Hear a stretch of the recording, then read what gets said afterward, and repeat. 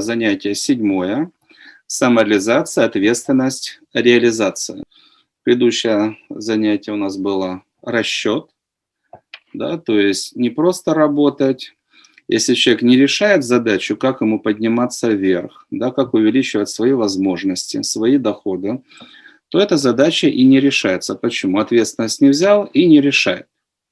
Да, поэтому нужно думать, да, чтобы мы строили свое будущее, а не просто двигались к колее. Тема сегодняшнего занятия – это уже продумал, пожалуйста, действуем, да, расчет. Несколько вопросов у нас здесь. Ну, собственно, ключевое – что? Чтобы человек двигался к успеху, чтобы росла его карьера, росли его доходы, да, росли его возможности, разумеется, за решение этих задач он должен взять ответственность. Не просто я хожу там, делаю одно и то же, и что ж я не становлюсь миллионером, да? У тебя есть цель двигаться вверх, не обязательно быть миллионером. Да, вот. Положение в обществе должно соответствовать тому уровню, на котором находится человек. Да, должно соответствовать его кармическим задачам. Но эту задачу нужно решать. Поэтому, чтобы в любом случае человек двигался вверх, он за это должен взять ответственность. Да? А чтобы двигаться вверх, по крайней мере, что ему нужно ставить как целевую установку, да, учиться и делать. Да? Чтобы он, когда он действует, он действовал эффективно, вот, качественно, да, то есть он работает хорошо. У большинства людей, или у многих, по крайней мере, людей, эта задача не стоит.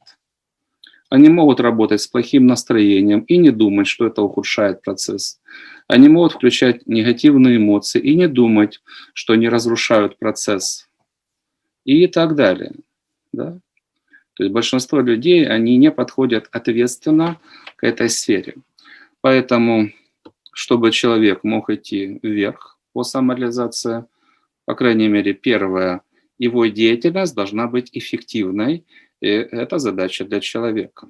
Второе, он должен расти как личность, да, это его качество, ну, предположим, этика. Да, это тебя поддерживают или от тебя хотят избавиться. Если человек этого не понимает, а это же его свойство, да, если он этого не понимает, от него избавляются. Да, поэтому как личность, чтобы он рос, и как профессионал, то есть его профессиональные знания и навыки должны расти, да, потому что мир меняется. И если человек не растет, он устаревает. Его навыки уходят в прошлое, потом они вообще никому не нужны. Третье – это его ответственность, чтобы взаимодействие с ним было эффективным. Потому что у всех людей хватает своих проблем. Зачем им еще лишние проблемы чьи-то?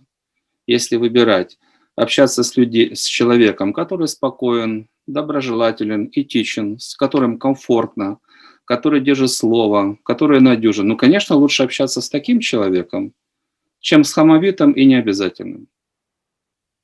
Поэтому хамовитые и необязательные в конечном итоге они проигрывают. Да, с ними некомфортно.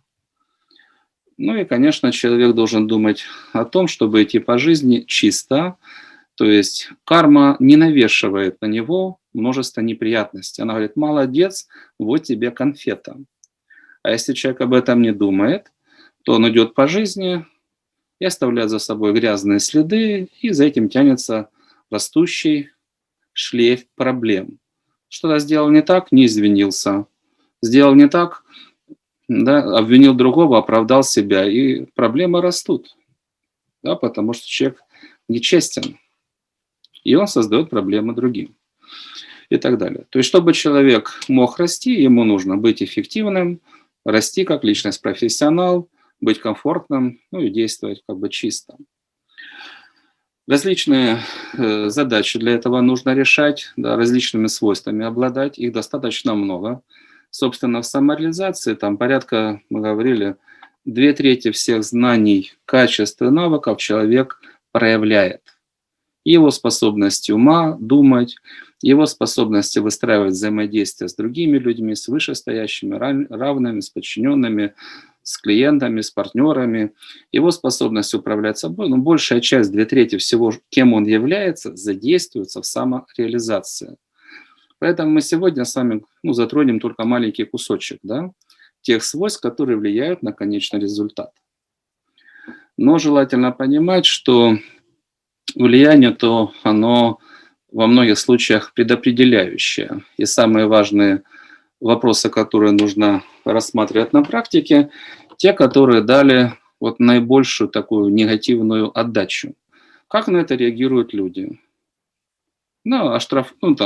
Претензию высказать, оштрафовать, уволить, или включается вообще-то месть.